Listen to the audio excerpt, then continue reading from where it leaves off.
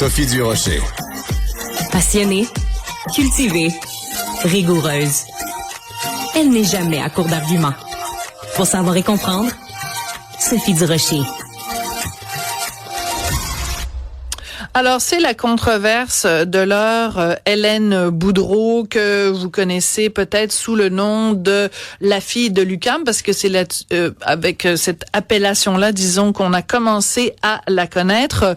Donc, elle a fait une publication au cours des dernières heures. Elle était en voyage à Las Vegas avec une amie qu'elle allait rejoindre là-bas, une amie qui vient d'accoucher il y a pas tellement longtemps, donc elle allaite son enfant naissant. Mais dans des images qui ont vraiment beaucoup circulé, on voit cette amie qui allaite son propre enfant et qui ensuite donne le bébé à Hélène Boudreau, qui fait semblant d'allaiter. Elle n'allaite pas vraiment l'enfant, mais ça soulève des questions sur est-ce qu'on peut vraiment comme ça allaiter théoriquement un enfant qui est pas le nôtre? Comment on départage l'allaitement qui est quelque chose de naturel et quelque chose qui est théoriquement sexualisé? J'avais envie de parler de tout ça avec Raphaëlle Petitjean, qui est directrice générale du mouvement Allaitement du Québec. Bonjour Madame Petitjean. Bonjour Madame Durocher. Écoutez, on n'a jamais autant parlé d'allaitement qu'au cours des 24 dernières heures. Qu'est-ce que vous avez pensé d'abord de cette vidéo qui a énormément circulé? Si Hélène Boudreau n'était pas associée à la pornographie ou à des choses comme ça, est-ce qu'on aurait parlé de cette vidéo-là? Bonne question. C'est quoi le problème? C'est qu'elle fait de la porno et puis qu'elle montre ses seins dans une autre fonction que la fonction justement sexuelle, ou est-ce que c'est qu'elle a fait semblant de mettre un sein, puis même si elle avait mis, ça n'aurait pas changé grand-chose, un autre enfant que le sien au sein? Je me suis vraiment posé la question, c'est quoi le problème dans cette vidéo-là que les gens perçoivent? Alors, pour ceux qui ne l'auraient pas vu, on va en faire jouer un petit extrait. Jean-Philippe, on l'a sous la main. Donc, on va écouter, parce que je déteste ça quand on parle d'un truc puis que les gens savent pas, c'est pas tout le monde qui l'a vu. Alors, on en fait jouer un petit extrait. Ah.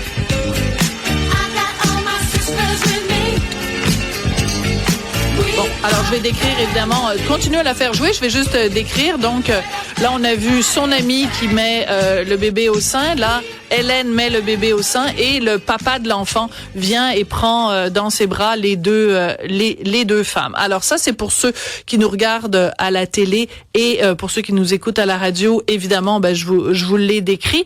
Vous posez une excellente question, Madame Petitjean. Est-ce que c'est le fait que si, mettons, Hélène Boudreau était infirmière ou notaire, est-ce que cette vidéo-là aurait été perçue différemment? Est-ce que c'est le fait d'allaiter un bébé qui n'est pas à elle qui choque, ou le fait que ce soit une femme qui fait des vidéos aussi sur OnlyFans? Est-ce que c'est ça qui choque? Moi, je pense que malheureusement, j'aimerais que ça soit juste le côté sexuel, mais je pense que c'est le fond du problème déjà, de ce que j'ai pu lire des commentaires, c'est vraiment les gens qui s'inquiètent qu'on ait pu mettre un sein autre que celui de sa mère dans la bouche d'un bébé. Or, ça, c'est une pratique qui est tout à fait humaine, qui est tout à fait naturelle, qui a toujours été pratiquée, que ce soit par les nourrices, mais il y a encore beaucoup de cultures où ça se fait, de femmes qui ont des bébés à peu près du même âge, qui allaitent, qui s'entraident, qui se gardent le bébé, puis c'est ce qu'on appelle le partage informel du lait. Donc, c'est quelque chose qui est tout à fait naturel au niveau des mammifères qu'on est. Ça, c'est très intéressant. Donc, c'est vrai. Donc, vous parlez des nourrices. Évidemment, c'est quoi une nourrice? Je sais pas si c'est quelque chose qui se pratique encore beaucoup aujourd'hui, mais à l'époque, quand la mère, par exemple, devait aller travailler au champ ou peu importe, ou alors parce qu'elle était très riche puis elle avait les moyens d'avoir une nourrice, le mot le dit, c'est une femme qui donne le sein à un enfant qui n'est pas le sien. Donc, dans l'histoire de l'humanité, des nourrices, il y en a eu des tonnes et des tonnes, là. Il y en a eu des tonnes et des tonnes, puis c'est vraiment culturel. Il y a des cultures aussi où il y a des grands-mères qui continuent à produire du lait et qui vont allaiter leurs petits-enfants, par exemple, quand elles les gardent. C'est des choses qui se font encore, qui se voient encore dans certaines cultures, beaucoup moins dans la nôtre, mais déjà dans la nôtre, juste d'allaiter au sein, ça fait des fois un petit peu débat, malheureusement. On en discute assez souvent ensemble. Oui. Mais oui, c'est certain que en fait, c'est beaucoup moins étrange de donner du lait d'une autre femme à un bébé que de donner du lait d'un autre mammifère, parce qu'en général, les préparations commerciales pour nourrissons sont à partir de lait de vache. Donc ça, on l'oublie. Ça choque personne qu'on donne des aliments ultra transformés. Et puis, je suis pas en train de dire qu'il faut pas en donner au bébé, hein, mais je suis juste en train de dire que on compare des choses qui sont même pas comparables à ce niveau-là. Ça, là, ça va faire controverse ce que vous venez de dire, mais ça me fait sourire parce que bon, ça fait des années que je parle d'allaitement et ça fait des années que je dis et que je répète à quel point l'allaitement c'est quelque chose de naturel. Ça n'est pas un jugement sur les gens qui prennent des préparations. Je refuse de dire lait materné parce que c'est une appellation que je déteste, mais donc des préparations. Et c'est vrai que dans le fond, la controverse à la base, c'est que même aujourd'hui, même en 2025, même avec toutes les campagnes, les gens ont quand même encore un malaise à voir une femme qui tasse sa robe et qui met. Je pense que même la première femme là qui met son enfant au sein, même ça dérange les gens. Au-delà du métier qu'elle fait là. Puis au-delà du métier qu'elle fait, puis c'est pas le métier qu'elle fait n'a rien à voir avec le fait qu'elle serait une bonne ou une mauvaise mère. Tu sais, laissons-la, je dirais, c'est 5, que ça soit pour la partie de travail sexuel ou que ça soit pour la partie nourricière, c'est la même chose.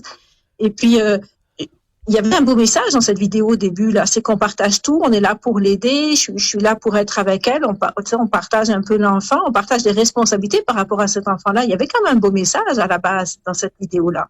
Alors, c'est important. Je trouvais intéressant. Excusez-moi, je voulais pas vous interrompre. C'est important de mentionner que par la suite, après avoir fait cette vidéo-là, qui a évidemment beaucoup circulé, qui a beaucoup été commentée et critiquée, Hélène Boudreau a fait plusieurs publications en disant exactement ce que vous venez de dire, c'est-à-dire que nous, c'était l'idée d'un partage. Elle dit, oui, je suis sur OnlyFans, mais tout ce que je fais dans la vie n'est pas relié à OnlyFans. Cette vidéo-là n'avait rien à voir avec, c'était pas pour commercialiser quoi que ce soit, ça n'avait rien de sexuel et elle se défend en disant si vous voyez quelque chose de sexuel, enfin c'est vous qui avez un problème, pas moi.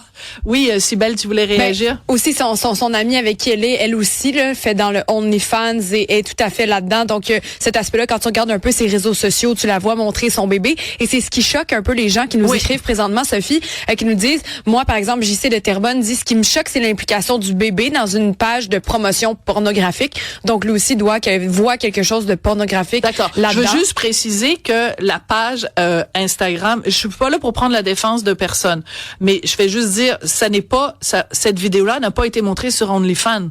C'est important de replacer les choses et faut pas faire dire à ces faits-là quelque chose qu'ils ne disent pas. Donc c'est ça, ça a été fait dans un autre contexte, mais les deux personnes qui sont présentes pratiquent ça aussi, pratiquent la pornographie dans une autre sphère de leur vie. Le et là, clairement, il y a une association qui est faite de la part de nos auditeurs comme de la tienne plus tôt. Et aussi, il y a un truc qui choque les gens qui revient à plusieurs reprises, c'est la manière dont le bébé est manipulé. Je sais pas trop ce que vous en pensez, mais il semble, le monde trouve qu'il a été barouetté d'une femme à l'autre, un petit peu presque juste pour les bienfaits de la vidéo en fait. Je sais pas, moi j'ai jamais. On le regarde une autre comme fois. Maman, toi ça te. Je veux dire, un bébé là, il est pas fait en porcelaine cet enfant-là, il est pas fait en chocolat non plus. Voilà, c'est un bébé là. Ce qu'on nous écrit. Allô, je veux dire, revenez-en là. Madame Petitjean, trouvez-vous qu'il est barouetté cet enfant-là?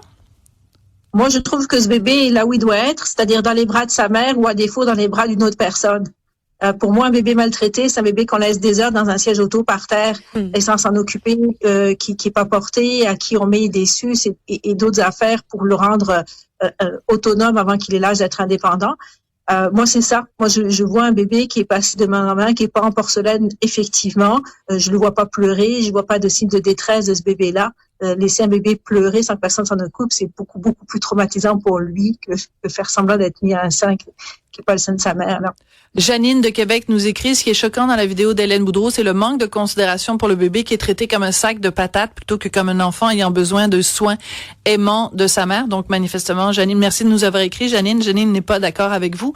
Raphaël, je trouve que c'est important de parler de la représentation de la femme qui allait. Au cours des dernières années, on a vu à plusieurs reprises des femmes qui allaitaient en public dans des centres d'achat, par exemple, qui se sont fait dire qu'elles devaient cacher le sein. Il y a eu des mouvements de solidarité avec ces femmes-là. Sur Facebook aussi, essayez-vous de mettre une photo de vous en train d'allaiter sur Facebook. Si on voit le sein, Facebook va vous censurer. Je vais demander à mon collègue Jean-Philippe Leroux de ressortir une photo de moi allaitant mon fils. Alors oui, je montre mes totons, je montre mes seins à la télé aujourd'hui. Je les montre depuis 17 ans parce qu'à l'époque, j'étais porte-parole pour l'allaitement pour le gouvernement du Québec. Et cette photo-là, pouvez-vous croire qu'elle a déjà été censurée par Facebook, qui refusait, qui considérait que c'était de l'hypersexualisation, que c'était de la pornographie. Qu'est-ce qu'il y a de plus naturel qu'une mère qui donne le sein à son enfant? Je trouve qu'il y a une réflexion là à avoir. Qu'est-ce que vous en pensez, Raphaël Petitjean? Il y a vraiment une confusion entre un geste personnel et un geste privé. L'allaitement, c'est un geste personnel dans le sens que c'est les femmes qui décident ce qu'elles font avec leur sein, puis si elles veulent ou pas nourrir leur enfant ou le réconforter avec leur sein. Ça, c'est des décisions personnelles. Mais c'est pas un geste privé. On parle pas de masturbation ici. On parle de répondre aux besoins d'un bébé quand il en a besoin là où vous êtes. Puis dans une perspective féministe, où on veut que les femmes puissent avoir une vie comme n'importe quelle autres citoyens ou citoyennes, qu'elles ne soient pas entravées du fait qu'elles allaitent, puis on veut quand même qu'elles puissent donner ce qui est considéré quand même comme le meilleur au point de vue médical pour leur enfant. Il faut le dire quand même au niveau de son développement, mais au niveau de la santé des femmes aussi, qui est l'allaitement. Il faut réconcilier tout ça. Et ça peut se faire uniquement en trimballant nos bébés partout, en les allaitant là où ils en ont besoin, là où on est, tout simplement.